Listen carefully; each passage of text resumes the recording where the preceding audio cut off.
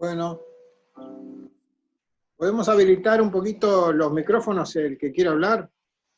Me había olvidado que el Zoom ahora me pide una contraseña y no la puedo sacar. Tengo que pagar para poder usar sin contraseña. Así que discúlpenme, pero le puse esa contraseña UTU y sirve para todas las conferencias. ¿Alguna consulta o algo que quieran decir?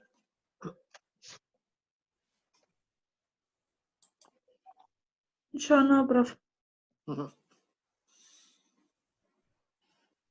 Bueno. ¿Alguna pregunta sobre normas contables o la parte de auditoría interna? Perdón, de auditoría, sí, auditoría interna y externa. Dentro de poco voy a poner una evaluación sobre ese tema teórico, ¿no? Después voy a hacer otra sobre el tema teórico que tenemos ahora, y después va a haber un tema teórico relacionado con control interno, que también tiene práctico. Que van a trabajar en grupos, los que quieran. Bueno, voy a compartir la pantalla para arrancar de una vez. Y si ven la plataforma ahora, esto es lo que se ve en este momento. La semana pasada tenían hasta aquí nomás conceptos de auditoría, ¿no? Sobre esto vamos a hacer una evaluación. Acá también hay un PowerPoint que tiene los temas más digamos, principales, que da un pantallazo sobre el tema. Después ahora vamos a empezar con este otro tema, que es el de control interno. Es muy parecido con este otro. Son dos apuntes diferentes que están acá. Después pueden mirar un video también sobre la historia, resumen de conceptos importantes y limitaciones. Después que veamos estos temas, yo voy a hacer una introducción conceptual ahora sobre este tema. Después viene una parte que es de práctica, que son estos que están acá. Ejemplos y ejercicios, ¿no? Sobre distintas áreas. Y hay algún PowerPoint también para que puedan consultar. Respecto, bueno, vamos a ver ahora el tema de control interno. Voy a empezar por este.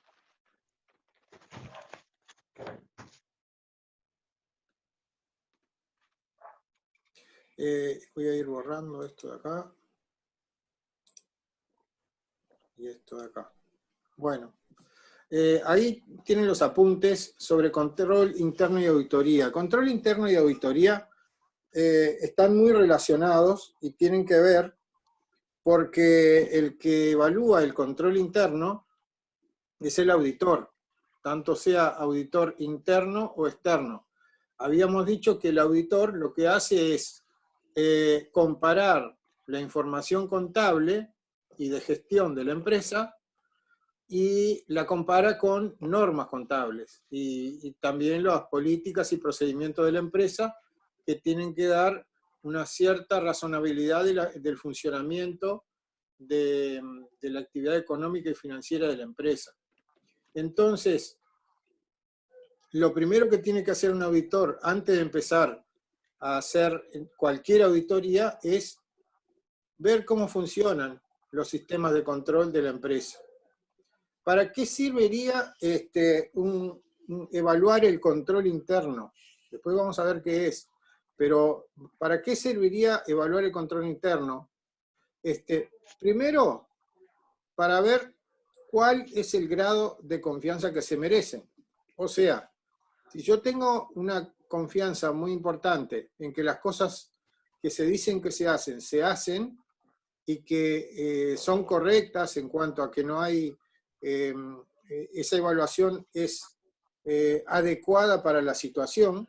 Por ejemplo, si estoy mirando el sector de cajas, donde está el dinero de la empresa, donde entra y sale el dinero, sería interesante que se hicieran controles permanentes sobre esos saldos, ¿no? Sobre los saldos que manejan los cajeros, verificando que la cantidad de dinero coincida con lo que dice la contabilidad, por ejemplo. Entonces, se evalúa de determinadas maneras, dependiendo o sea, el acento que se va a poner sobre esa área, va a simplificar o se le va a complicar el trabajo del auditor dependiendo de la confianza que tengan sobre eso. Y esto también, este análisis del control interno, permite determinar la naturaleza, extensión y oportunidad de las pruebas de auditoría que se van a realizar. O sea, es como ser un poquito Aragán. Yo evalúo bastante el control interno y después veo las partes donde tengo que trabajar más y las partes que no tengo que trabajar tanto, ¿no? Porque veo que de repente tampoco allí me cambiaría mi opinión si estuviera todo mal o todo bien. Por ejemplo, si yo estoy analizando la cuenta de gastos generales, que tiene durante el año una cifra de yo qué sé, 100.000 pesos, comparado con una cifra de venta yo qué sé, 400 millones de pesos, esa cifra no significa nada en el resultado. Aunque estuviera toda mal esa cifra, no tendría por qué estar analizándola, porque no me afecta, aunque fuera 0 o que fuera 100.000 el error, no me afecta el resultado general de mi opinión. Bueno, para empezar con el tema control interno, lo pueden empezar con este material o con el anterior que está allí. Hay que repasar lo que es el proceso administrativo, en el cual se toman las decisiones en un principio, ¿no? Se planifica, se organiza y luego se ejecuta a través de la acción de acuerdo a las alternativas que se establecieron en la etapa de planificación. Y luego, ahí es donde aparece esto que tenemos que ver nosotros, la etapa de control. El control implica verificar los resultados, o sea, ver qué es lo que hay, comparar con lo que se había planificado al principio, detectar esas desviaciones, ¿no? Y analizarlas, y luego informar. Ese es el trabajo de control interno. Lo que hace es, bueno, yo tenía un plan, tenía las normas contables ahí para aplicarlas, para verificar que esté todo bien, eso es auditoría, y después comparo lo planificado con lo que realmente estoy observando. Después detecto las desviaciones y las analizo, y luego informo. Profe, una pregunta, perdón. Sí. No sé si está grabando la clase, si no, si la puede grabar. Sí, lo estoy grabando. Gracias. Vamos, la voy a colgar dentro de unos minutos después de que termine. Bueno, para poder realizar ese proceso, es necesario disponer de un sistema de información. Ojo, sistema de información no quiere decir sistema contable. Ese es uno de los que podría tener. Podría tener muchos sistemas de administración de inventario, sistemas de contabilidad, sistemas de administración de cuentas corrientes, procedimientos que me ayuden a captar la información correcta. O sea, no es solo un programa de contabilidad. Entonces, y ese origen de información que se va a tomar puede ser de adentro o de afuera. ¿Qué quiere decir esto de adentro o de afuera? Bueno, adentro hay una cantidad de información que está surgiendo en la parte de producción, de ventas, de finanzas, de recursos humanos, todos esos. Son datos que se obtienen en la empresa. Pero también para evaluar el control interno, usamos datos recogidos afuera. Por ejemplo, le puedo pedir a un deudor mío, o a un acreedor, o a un banco, por ejemplo, que me mande sus estados contables relacionados conmigo, ¿no? O sea, puedo pedirle estados de cuenta, por ejemplo, de los movimientos que tiene conmigo, lo cual no se puede negar porque nos beneficia a los dos. Verificar que lo que yo tengo registrado también sea lo que ellos tienen registrado. Y si hay diferencias, hacer algo. Bueno, más o menos para que se centren en lo que es el control interno. Entonces, es una etapa que está al final del proceso administrativo, pero que a su vez se puede aplicar en todas las áreas. La etapa de control no solo se hace en el final de un proceso, sino que puede ser inclusive antes. Antes, durante el momento que se está ocurriendo una actividad o después de la actividad para verificar si lo que se hizo está bien. O sea, los controles se hacen antes cuando se quiere prevenir una actividad no deseada. Por ejemplo, cuando yo pongo un candado en un depósito, estoy previniendo, eso es control, estoy previniendo un futuro robo de mercaderías. Cuando yo estoy en el momento exacto que está pasando las cosas, el examen, por ejemplo, sorpresivo, entro a un lugar y hago un arqueo, por ejemplo, verifico los saldos contables con los saldos reales, ahí estoy verificando, ¿no? Estoy previniendo que haya errores en la registración. Y después tengo detección de problemas posteriores a que se hayan realizado los hechos. En ese caso es cuando yo detecto, por ejemplo, que hubo un desfalco en la empresa, y bueno, ahí ya es la peor situación porque ya ocurrió. En un caso, por ejemplo, antes y durante, yo puedo prevenir. En un momento posterior, ya no puedo prevenir, sino que tengo que remediar de alguna manera. Son distintas acciones después de que ocurren las cosas. Vamos a tener un concepto general del control interno, viendo cómo fueron las etapas a nivel de la historia. A principios del siglo XX, 1900 y poco, las empresas eran chicas en general, y el dueño era el que decía qué es lo que había que hacer. Y básicamente no había un sistema de control interno importante. Más que nada porque el control lo hacía el propio dueño y tenía, al ser chica la empresa, puede ver todo lo que está pasando en distintas áreas. Entonces, lo que estaba tratando de hacer el dueño en ese momento como sistema de control interno era implementar un adecuado control de bienes, o sea, que no me roben, o que no me rompan, o que no me estropeen, y de disponer de una información veraz y confiable, básicamente registrar todo en la contabilidad, ¿no? Se comienza entonces a hablar de control interno como un conjunto de medidas y procedimientos establecidos por las empresas con propósito de prevenir fraudes y evitar errores del personal, ¿no? O sea, los objetivos se resumen en esto: protección de activos y la información confiable.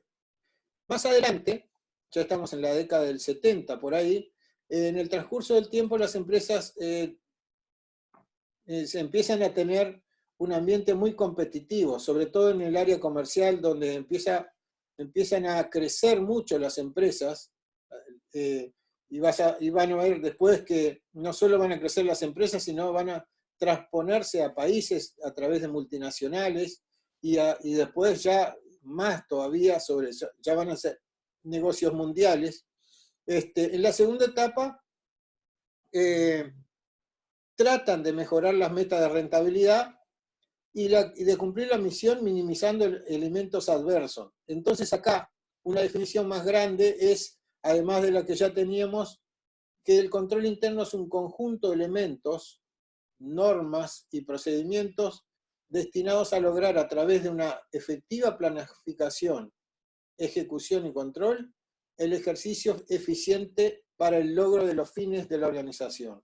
O sea que acá hay un montón de actividades que hay que hacer relacionadas con todo el proceso administrativo, no solo cuidar los activos y registrar bien la contabilidad, sino que incluye la planificación, la organización, la dirección y el control para obtener la máxima efectividad, o sea, la eficiencia de la organización. Y acá se establece que comprende un plan de organización, o sea, la planificación. Eso significa usar técnicas de planificación como presupuestos, planes, tácticas, estrategias, todo tipo de cosas que apunten al objetivo, y un conjunto coordinado de métodos y medidas adoptados para, y acá están las finalidades del control interno en esa época: salvaguardar activos, eso es igual que el otro, anteriormente; asegurar la veracidad y exactitud de la información contable, o sea, buena registración, de todos los movimientos, promover la eficiencia de operaciones, esto abarca toda la empresa, o sea, que todos trabajen de la forma más eficiente posible, y alentar la adhesión a las políticas prescritas por la dirección, y eso implica involucrar al personal para que sea más eficiente, o sea, involucra que deban trabajar orientados a las políticas de la empresa, o sea, a las metas y a los objetivos. Entonces, hay 3 categorías de elementos que vimos acá, que es elementos de organización, que es la estructura de recursos humanos y materiales, las normas y procedimientos administrativos, o sea, se empiezan a usar las normas contables de alguna manera, y personal, que es el quien lleva en práctica las operaciones. Este plan de organización debe ser jerárquico, ¿no? De manera de lograr una independencia de departamentos, secciones y funcionarios. Eso quiere decir que la responsabilidad se delega hacia abajo, la autoridad, mejor dicho, y la responsabilidad implica que varios departamentos se autocontrolen entre sí. O sea, yo controlo al otro, me controlo a mí mismo, pero controlo al que me sigue, y el que me sigue controla al siguiente, y así sucesivamente. Y el que le rinde cuentas al de arriba, y al de arriba, y al de arriba. Eso quiere decir como una cadena de autoridad y responsabilidad. Eso tiene que estar establecido en el plan de organización. Bueno, todas estas actividades que figuran acá entonces deben ser tomadas en cuenta. Entonces, acá hay un resumen de los principios, ¿no? Categoría de elementos de la organización, relativo a la organización, a los procedimientos y al personal. Relativo a la organización, comentarios. Responsabilidad y autoridad escrita por escrito. Lo que decía Max Weber, hay que escribir todos los procedimientos. La responsabilidad y la autoridad radica en la norma legal. O sea, un procedimiento dentro de una organización es una norma legal que sirve para ese lugar, ¿no? De esa manera todo es claro. Independencia de sectores. Eso quiere decir que yo tengo responsabilidad sobre mi área y tengo la autoridad sobre ese sector. Y puedo a su vez controlar a otros sectores que están vinculados conmigo. O sea, yo trato de hacer todo lo que me corresponde, lo mejor que puedo según las pautas escritas que tengo acá, pero además exijo a los demás que trabajen en forma coordinada conmigo por el tema de la eficiencia.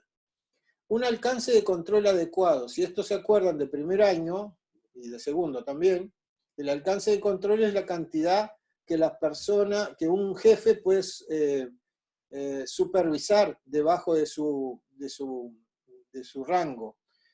Por ejemplo, yo no podría, si fuera jefe, tener a 300 personas a las cuales tuviera que dirigir directamente. Se ha establecido más o menos que un jefe no puede, digamos, mantener más de 7 personas debajo de su rango en forma eficaz, a menos que hayan otros elementos, como por ejemplo formación, fomento de la independencia de trabajo y otras cosas más. Pero básicamente en una empresa operativa, una persona no puede supervisar a más de 7. 7, 5, 3 sería lo adecuado. Después está la división racional de trabajo, en el sentido de que si yo estoy dando trabajo a 2 personas que hacen lo mismo, y una tiene más carga de trabajo que la otra, esto es contraproducente. Este sería un ejemplo, ¿no? Entonces, para el mismo salario, digamos, las mismas actividades, y que ese trabajo sea posible de hacerlo en el tiempo que le está asignado. Bueno, esto es relativo a la organización. Relativo a los procedimientos, deben haber normas y procedimientos escritos, esto se aclara solo, ¿no? Normas y procedimientos para llegar en hora al trabajo, normas y procedimientos para sacar una mercadería del depósito, para hacer una factura, para cobrar, todas esas normas deben estar escritas. Controles sobre cumplimientos, o sea, el cumplimiento tiene que ver con procedimiento. Procedimiento quiere decir que tal cosa pasa y después viene otra y otra y otra. Bueno, entonces tengo que tener un control de que las cosas pasen. tiene que haber un sistema de evaluación. Tiene que haber, por ejemplo, que se establezca que cada una semana se haga un inventario o un arqueo, o que una vez al mes se controlen las cuentas de los deudores. Eso es un sistema de evaluación. Poner el control adecuado en el área adecuada. También la división del trabajo, en el sentido que un trabajo complejo lo divido en pedazos más chicos, ¿no? En operaciones, y que cada uno de ellos apunten siempre al objetivo principal. Los activos físicos, o sea, básicamente las máquinas, edificios, deben estar segregados con acceso restringido. No cualquiera puede entrar en cualquier lado. Lo que les comentaba de poner un candado o una llave en un departamento está diciendo que no cualquiera puede entrar, por ejemplo, en contaduría y sacar un papel de ese departamento.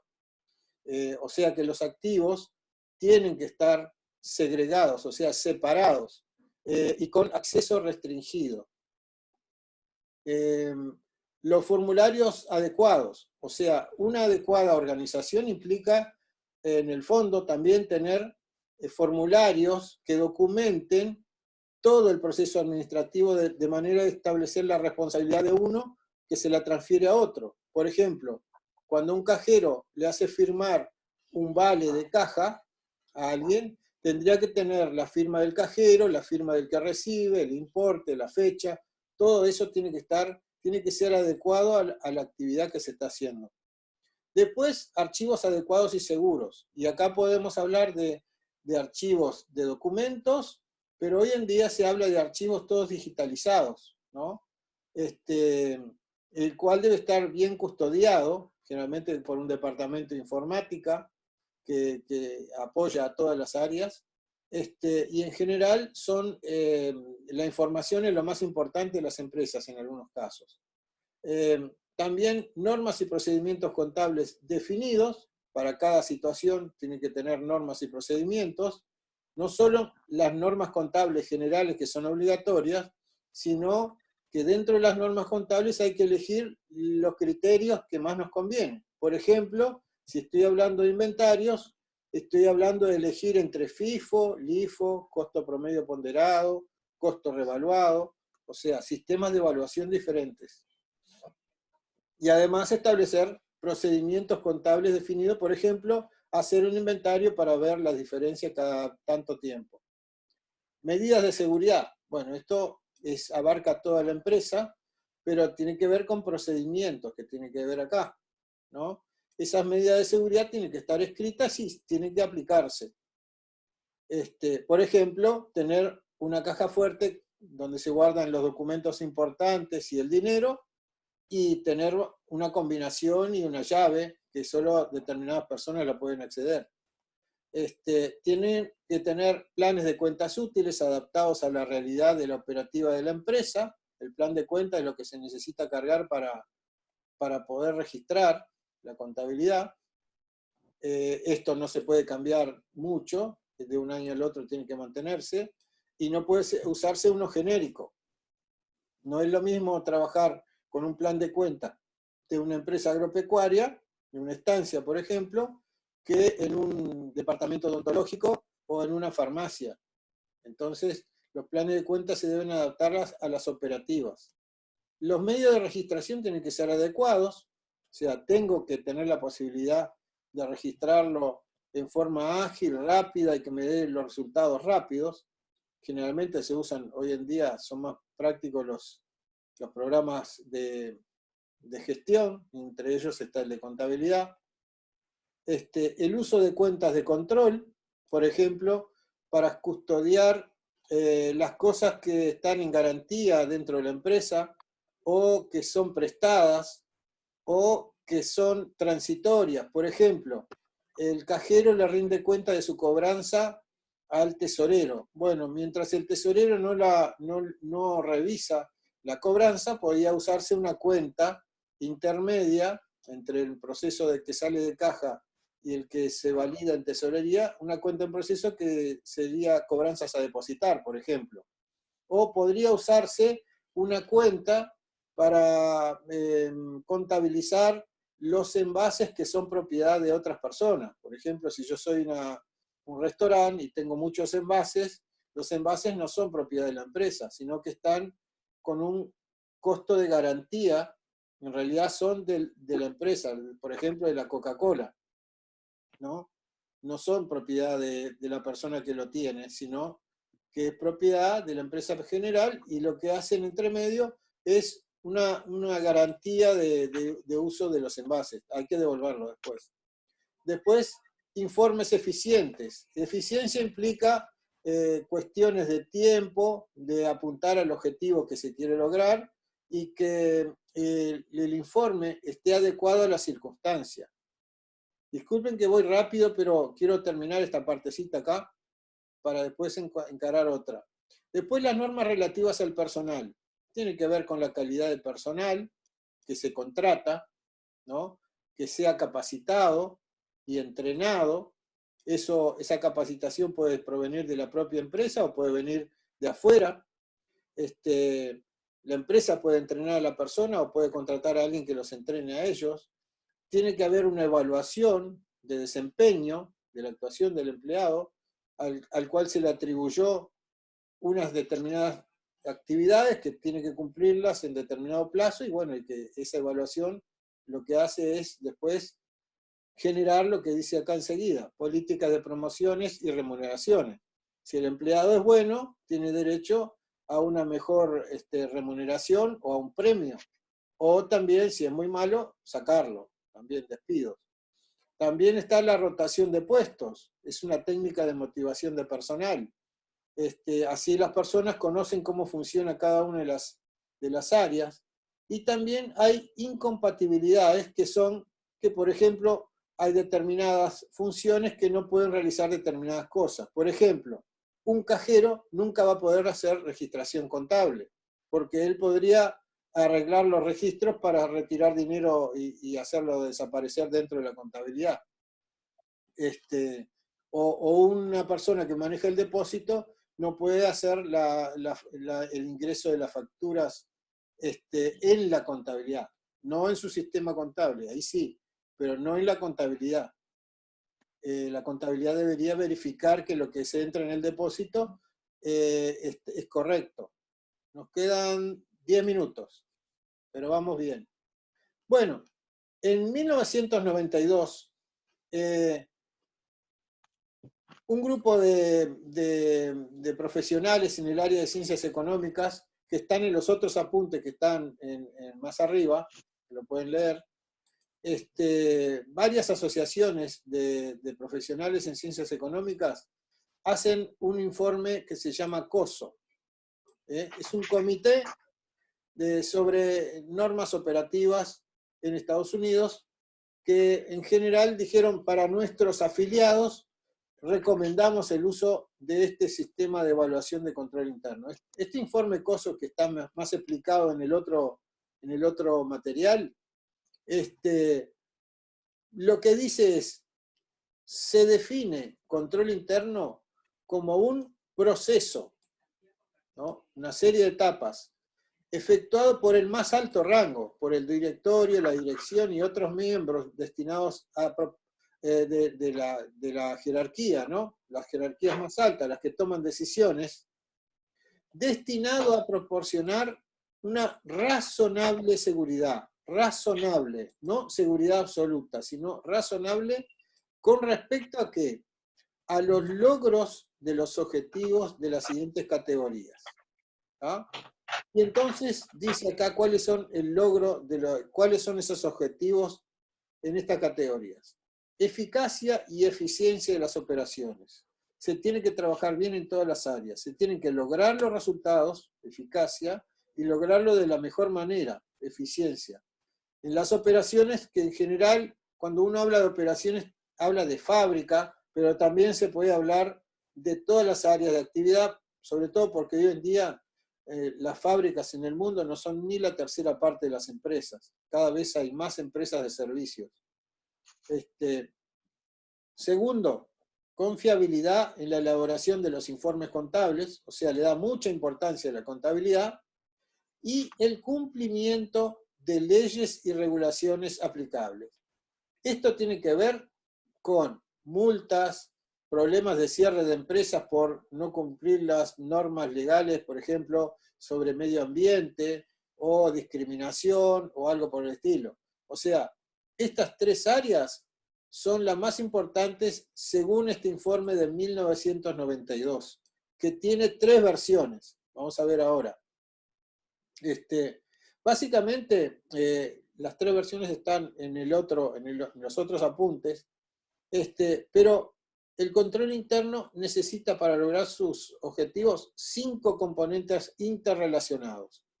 ¿tá? Y esos son el ambiente de control, la apreciación de riesgos, las actividades de control, información y comunicación y monitoreo. O sea, tiene que haber un ambiente de control que son todas las actividades o procesos que determinen que la persona no está anónimamente trabajando en una empresa, sino que hay toda una serie de actitudes y de acciones que implica que la empresa no te está dejando hacer lo que vos quieras, sino lo que apunta al objetivo principal. La apreciación de riesgos es determinar cuáles son las áreas, por su importancia, que necesitan más control interno. ¿tá? Después, las actividades. ¿Qué son las actividades? Bueno, a nivel nuestro podemos hablar de arqueos, conciliaciones, inventarios, verificación de cuentas con deudores y acreedores. A eso se refiere. Son actividades de control, controles conceptuales, cálculos matemáticos para verificar, por ejemplo, si estamos igual que el año pasado o igual que la competencia. Eso tiene que ver con ratios, que lo vemos en otro momento. Y también información y comunicación. La información y la comunicación debe ser adecuada y tiene que haber un monitoreo. ¿ah? Esos son digamos, el concepto que hay que tener sobre control interno. Hay un problema, y está acá marcado como limitaciones al proceso de control interno. Hay algunas cosas, habíamos dicho al principio, que se hablaba de una razonable seguridad. No es necesario tener una seguridad absoluta sobre que todos los sistemas funcionen correcto. Siempre van a haber errores u omisiones o cosas voluntariamente hechas a propósito para desvirtuar el sistema de control interno. Aquí tenemos algunas. Por ejemplo, la debilidad humana. Hay gente que tiene debilidad y quiere quedarse con la propiedad de la empresa. Por ejemplo, se lleva una lapicera, después se lleva una lapicera y una cinta adhesiva, después se lleva una mercadería y al final termina llevándose algunos cheques de la empresa. Eso son debilidades humanas que pueden pasar. Tampoco no tenemos que poner tan estrictos, pero llevarse una lapicera no es nada, pero puede generar una conducta que a la larga se implique llevarse algunos billetes de la caja. Y eso ya es intolerable para cualquier empresa. La otra cosa es la violación de la dirección. A veces la dirección tiene determinadas normas que debe cumplir y no las cumple. Y eso depende de la voluntad del director. Bueno, esto también puede alterar el sistema de control interno, cuando alguien quiere hacer algo que no estaba previsto. La colusión es otro, cuando 2 o más personas se ponen de acuerdo para defraudar. Por ejemplo, si el contador de la empresa se pone de acuerdo con el cajero y retiran dinero para su propio beneficio, o sea, robo, y arreglan los registros contables para que figuren como que está todo bien en la contabilidad, pero el dinero no está.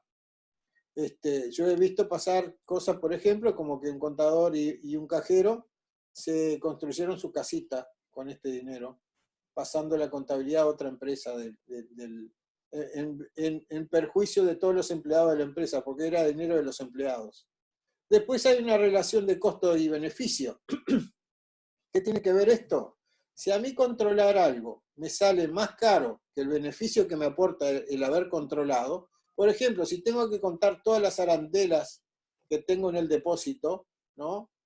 La verdad que preferiría ni siquiera no hacerlo para no perder tiempo, o hacer un cálculo aproximado nada más, antes que ver el beneficio que me puede dar, porque las arandelas no valen nada.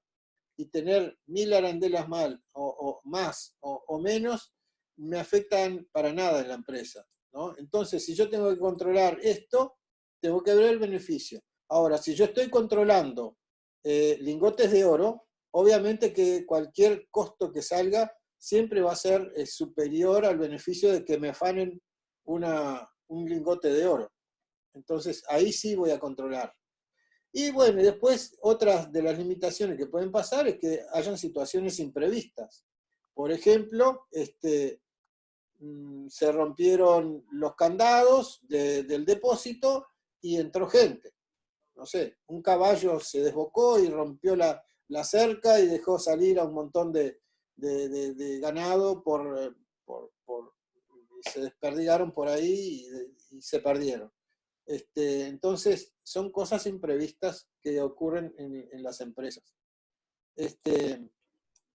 Bueno, ¿qué otra cosa podemos ver acá?